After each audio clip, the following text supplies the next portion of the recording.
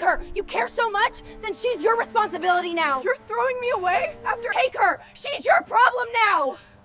You're throwing me away? Take her. She gave her stepdaughter to a homeless man. Then everything changed. She didn't throw her stepdaughter out. She handed her over to a homeless man standing on the porch asking for food. And the girl went with him. The house on Maplewood Drive looked peaceful from the outside. Bright, white windows. Fresh flowers hanging beside the front door. A small wooden sign that read "Bless this home." People passed by and thought a happy family lived there. They were wrong. Inside that house lived a 22-year-old woman named Elena, and happiness had not touched her life in years. Elena had gentle brown eyes like her mother's, calm and observant, the kind of eyes that stayed quiet even when they were hurting. She kept her curly hair tied back most days because there was never time to care about how she looked. Her closet held only a few worn outfits she rotated every week. Every morning, she woke up before sunrise without needing an alarm, because her stepmother, Vanessa, expected breakfast ready by 6. Elena's real mother died when she was 8 years old. For a while, it was just her and her father. He tried his best. He learned how to braid her curly hair by watching videos online. He burned pancakes almost every Sunday morning, but still smiled while serving them. On hard days, he would sit beside her bed and read old adventure books until she fell asleep. Then he married Vanessa. At first, Vanessa acted kind. She bought Elena new school shoes once. She smiled in front of neighbors. She called Elena sweetheart whenever people were watching. But slowly things changed. The smiles disappeared first, then the patience, then the warmth. By the time Elena turned 16, the house no longer felt like home. Vanessa criticized everything she did. The food was never seasoned correctly. The laundry was never folded right. The floors were still dirty, no matter how long Elena scrubbed them. Her father noticed the tension, but he was getting sick by then. Very sick. Within 2 years, he was gone too. After the funeral, the relatives left one by one until the house became silent. Elena remembered standing in the kitchen, holding an untouched plate of food, while Vanessa stared at her across the room. Not with sadness, not with grief, with annoyance, as if Elena's existence had become inconvenient. From that day forward, Elena stopped feeling like family. She became free labor. She cooked every meal, cleaned every room, ran every errand. Vanessa even controlled the mailbox. Elena had graduated college 6 months earlier with excellent grades, but every time she mentioned applying for jobs, Vanessa found a reason to shut her down. "We need help around here. You're not ready. No company wants inexperienced people." Eventually, Elena stopped arguing. It was easier to stay quiet. Then came the Tuesday afternoon that changed everything. The sky outside was gray and heavy with rain clouds. Vanessa sat on the couch watching television while Elena cleaned dishes in the kitchen. That was when they heard the knock. 3 slow taps at the front door. Vanessa frowned. "Who's bothering me now?" She opened the door halfway. A young man stood outside wearing an oversized coat and worn-out sneakers. He looked around 26 or 27. His face was tired, but his eyes were calm. "Sorry to disturb you, ma'am," he said politely. "I haven't eaten since yesterday. Do you maybe have leftovers or bread?" Vanessa looked disgusted immediately. "You're healthy enough to work," she snapped. "I'm trying," the man replied quietly. "It's hard without an address." Elena appeared behind Vanessa, holding a dish towel. For 1 second, her eyes met the stranger's eyes, and something about him surprised her. He didn't look dangerous. He looked exhausted. Vanessa suddenly smirked. Then she said the words that would change all their lives forever. "Take her." The man blinked. "What?" Vanessa pointed directly at Elena. "Take her with you. She's useless here anyway." Silence filled the porch.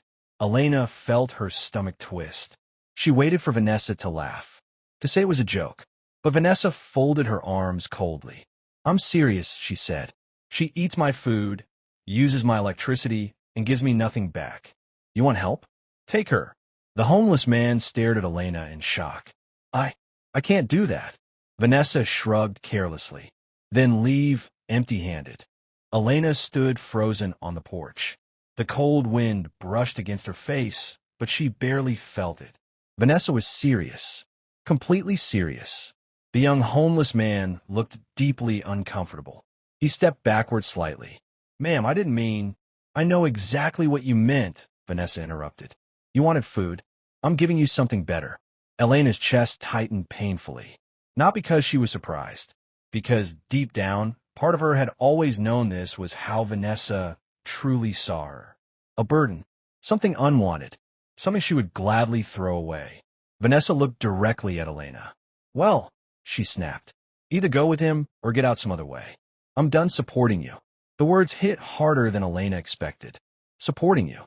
As if years of cooking, cleaning, and sacrificing her own future meant nothing. The homeless man shook his head quickly. "This isn't right," he said softly. Vanessa rolled her eyes. "Then leave." For a long moment, nobody moved. Then Elena quietly turned around and walked upstairs to her room. She closed the door behind her and stood there staring at the small space she had lived in most of her life. The faded curtains, the tiny bookshelf, the old family photo sitting beside her bed. Her father's smile in that picture nearly broke her heart. Slowly, she opened her closet and pulled out an old backpack. She packed carefully. 2 pairs of jeans, 3 shirts, a sweater, her college certificate, and the blue quilt her mother had sewn by hand years ago. When she zipped the bag closed, her hands trembled. Not from fear, from grief, because she finally understood something painful. Nobody was coming to save her. A few minutes later, she walked back downstairs. Vanessa didn't even look up from the television. Elena stopped near the door. "You really want it gone?" she asked quietly. Vanessa sighed loudly in irritation. "You're still here." That answer told Elena everything. Without another word, she walked outside. The homeless man was still standing near the porch steps, looking miserable. "I'm sorry," he said immediately. "I never wanted this." Elena nodded once. "I know." Behind them, the front door slammed shut. Then came the sound of the lock clicking. Elena flinched slightly. 22 years of memories locked behind a door that no longer belonged to her. For several minutes, they walked silently down the street together. The neighborhood looked exactly the same as always. Children riding bikes, dogs barking behind fences, neighbors watering flowers. Nobody noticed the girl quietly leaving her home forever. Finally, the man spoke. "My name's Marcus." "Elena." He rubbed the back of his neck awkwardly. "You don't actually have to stay with me. I sleep wherever I can find shelter." Elena looked ahead at the empty sidewalk. "I don't have anywhere else to go." Marcus looked troubled by that answer. As they continued walking, Elena noticed he kept moving slightly away whenever people passed by, almost like he was trying not to embarrass her by being near him. That told her something important. Despite everything life had done to him, he still cared about other people's comfort. By sunset, they reached the older part of downtown, where broken signs flickered above empty stores. Marcus stopped beside an old parking garage. "I stay on the 3rd floor sometimes," he admitted quietly. "It's dry when it rains." Elena looked up at the massive concrete structure. This was really happening. This was her life now. Marcus noticed the fear in her eyes. "You can take the sleeping bag," he said quickly. "I'll be okay." Elena stared at him in disbelief. A man with almost nothing was still trying to give her the little he had.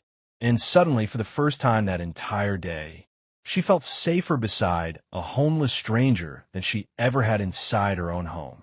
Have you ever met someone who had almost nothing, but still treated people better than those who had everything? If this story is pulling you in, like the video and subscribe to the channel. The next part changes everything for Elena and Marcus. That night was freezing. Cold wind moved through the open sides of the parking garage while cars echoed far below them. Elena sat against the concrete wall wrapped tightly in her mother's quilt. Marcus sat a few feet away with his arms folded tightly across his chest. Neither of them talked much at first. Elena watched him quietly. Even now, he kept giving her space, almost like he was afraid of making her uncomfortable. Most people she knew had never cared that much about her feelings. After a while, Marcus spoke softly. "You should try to sleep." Elena gave a small laugh. "I don't think I can." Marcus nodded like he understood. Truthfully, he understood more than she realized. For years, he had slept lightly, always listening for danger, footsteps, or security guards telling him to move.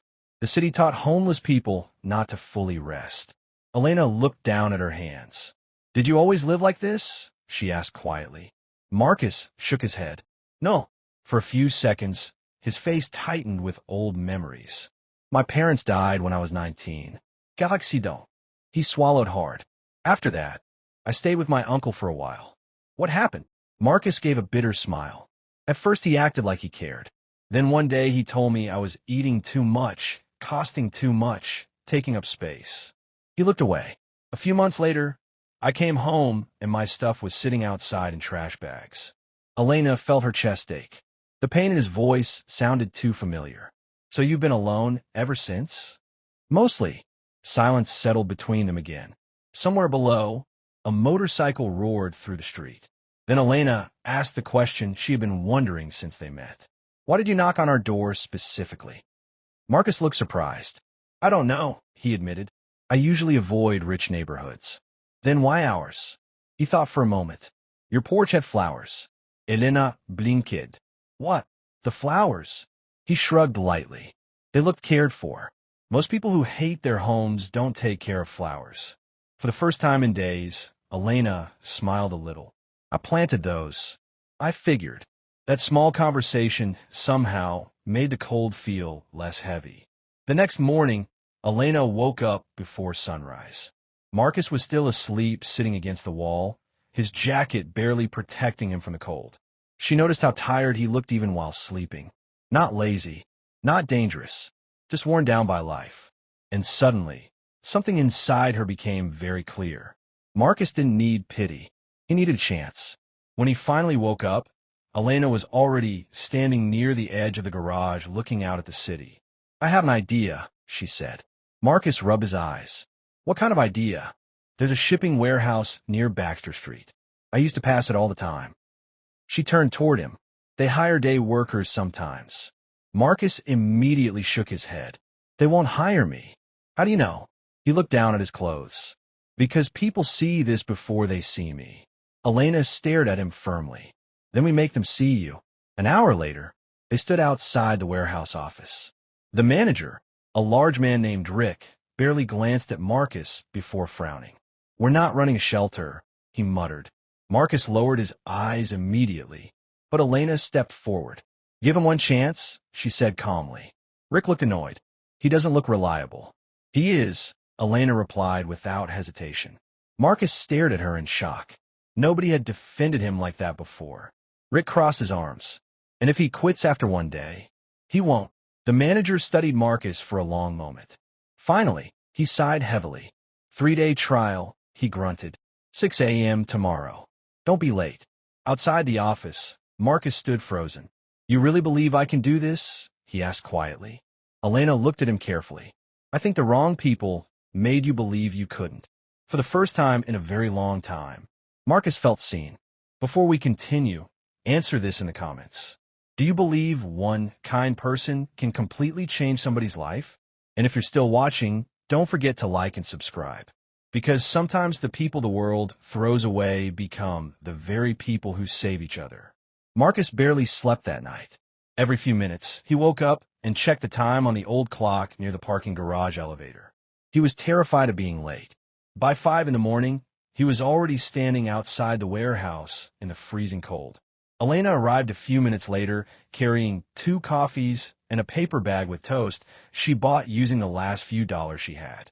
"You didn't have to do that," Marcus said immediately. Elena handed him the coffee.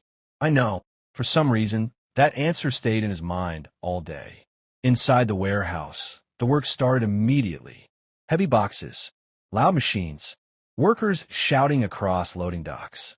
Marcus pushed himself harder than everyone else there.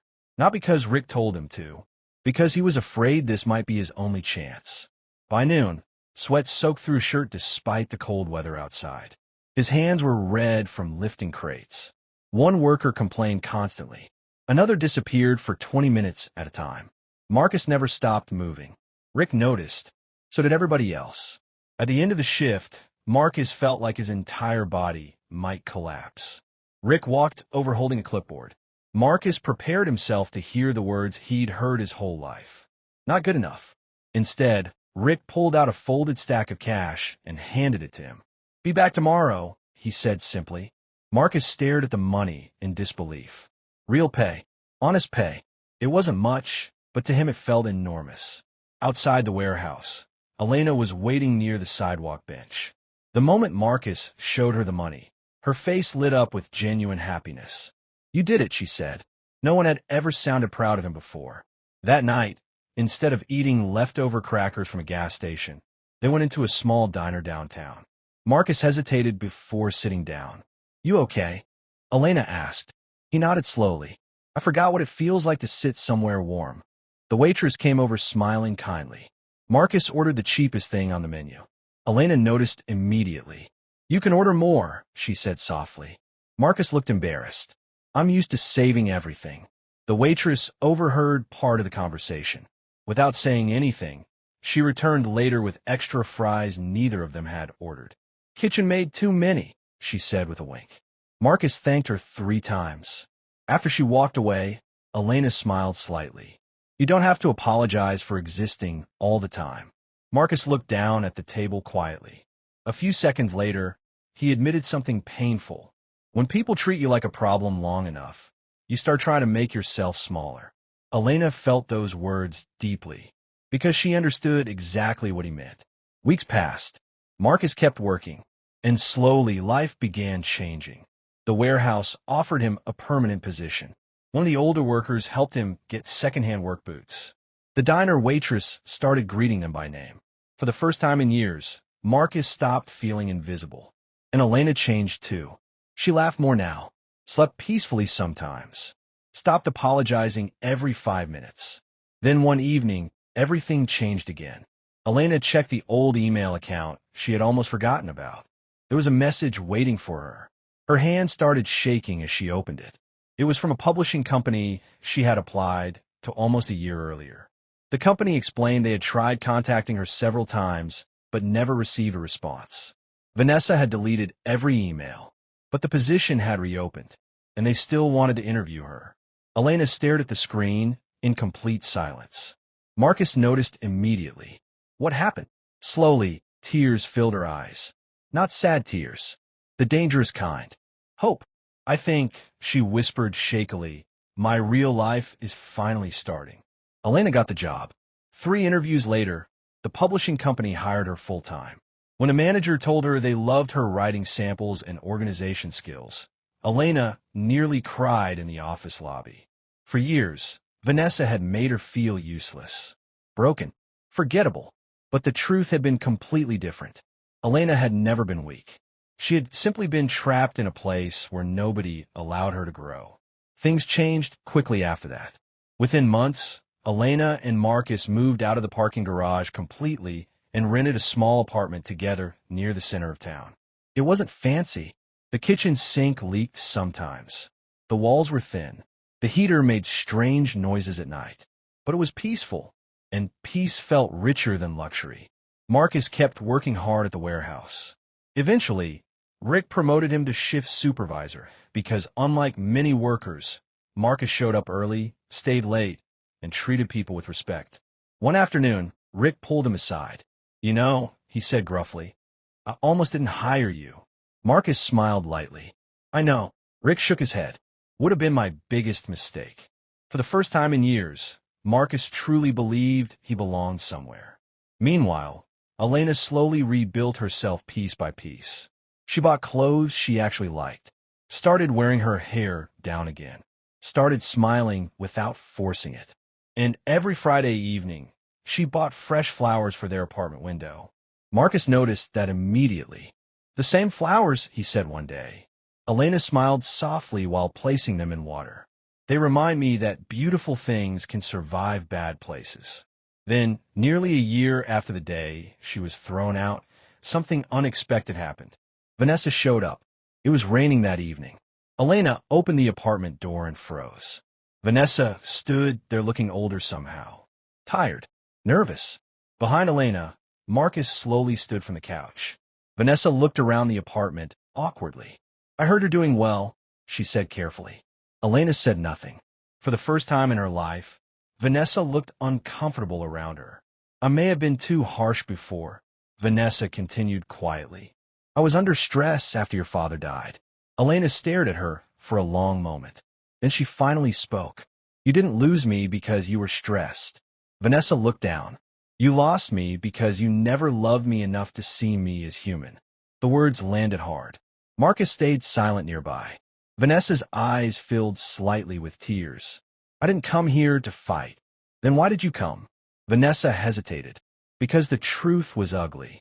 She had lost her job months earlier. Neighbors had stopped speaking to her after learning what she did. And now the large house on Maplewood Drive felt empty. Cold. Lonely. The same loneliness she once forced onto Elena. Finally, Vanessa whispered, I thought maybe you could help me. The room became very quiet. Marcus looked at Elena carefully. This moment mattered, because pain often gives people two choices. Become cruel, or become different. Elena took a slow breath. Then she walked to the kitchen table, picked up a small piece of paper, and wrote down the address of a women's support center nearby. They help people find work and temporary assistance, she said calmly. Vanessa looked shocked. That's it. Elena met her eyes. You taught me what it feels like to be abandoned. She paused softly. I decided I would never do that to someone else. Vanessa lowered her head in shame. A few seconds later, she quietly left. Marcus closed the door gently behind her. Then he looked at Elena. You okay? Elena nodded slowly. And for the first time in years, she truly was. That night, she stood near the apartment window, holding a cup of tea while rain tapped softly against the glass. Marcus walked beside her. You ever think about how strange this all is? He asked. What? He smiled faintly. If I hadn't knocked on that door asking for food, we never would have met. Elena looked out at the city lights. No, she said quietly. She thought she was throwing both of us away. Marcus looked at her. But really, Elena said softly, she pushed us toward the life we were supposed to find. Moral listen. Sometimes the people who reject you are not ending your story. They are unknowingly pushing you toward a better one. And sometimes the people with the least to give will show you the greatest kindness. Never judge someone by where they are in life today. A homeless man may only need one chance. A broken person may only need one person who believes in them. And no matter how badly someone treats you, never let their cruelty turn your heart cruel too.